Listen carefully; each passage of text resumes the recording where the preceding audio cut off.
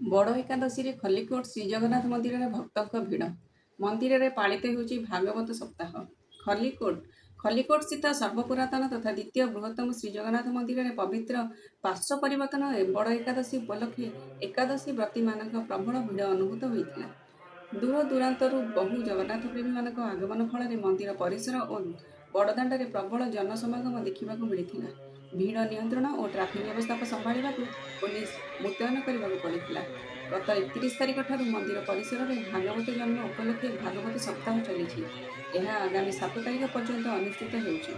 प्रतिदिन श्री हरिचरण महाराज प्रशासन अलंकृत करने सह प्रवक्ता भाव वृंदावन आश्रम संत श्री राम निरंजन दास जोगदे भागवत चर्चा करुछन्ति।